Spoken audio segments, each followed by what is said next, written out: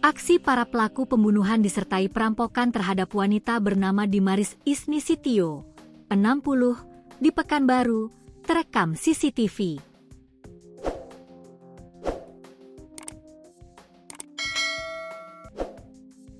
Korban ditemukan tewas mengenaskan di dalam rumahnya di Jalan Kurnia 2, Kelurahan Limbungan Baru, Kecamatan Rumbai, Rabu, 29 April 2026.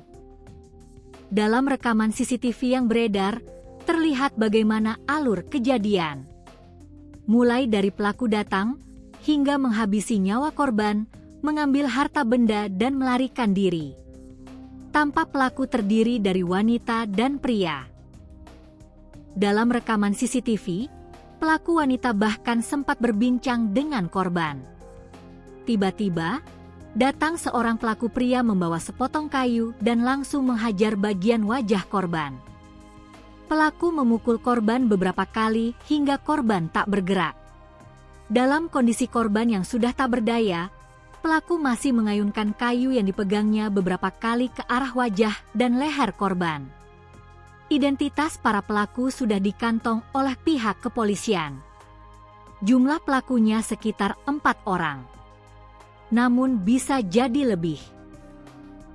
Karena itu baru hasil pendalaman sementara berdasarkan rekaman CCTV yang kita dapatkan, sebut Kanit Reskrim Polsek Rumbai Pesisir Ibtu Dodi Vivino, Kamis, 30 April 2026.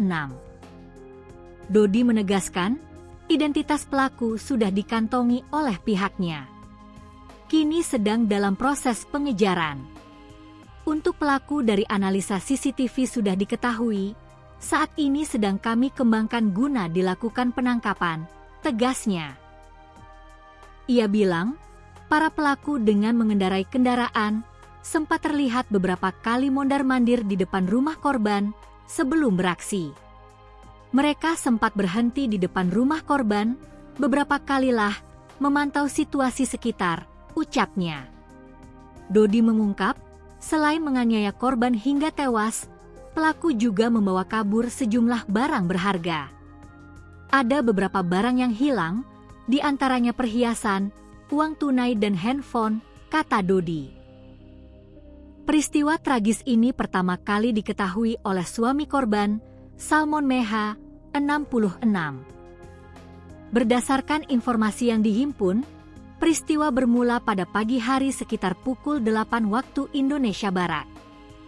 Saat itu, Salmon mengajak istrinya, Dimaris, untuk keluar rumah mengurus pajak kendaraan. Namun, korban memilih tetap tinggal di rumah. Sekitar pukul 11 WIB, Salmon kembali ke rumah dan menapati pintu dalam keadaan terbuka. Merasa curiga, ia langsung masuk dan menuju kamar. Di sana, kondisi sudah berantakan. Ia kemudian mencari istrinya hingga ke kamar mandi, namun tidak ditemukan. Pencarian berlanjut ke bagian dapur. Di sanalah Salmon menemukan istrinya sudah dalam kondisi tidak bernyawa. Korban ditemukan dalam posisi tertelungkup dengan luka pada bagian wajah yang mengeluarkan darah. Di sekitar kamar mandi juga terlihat banyak bercak darah.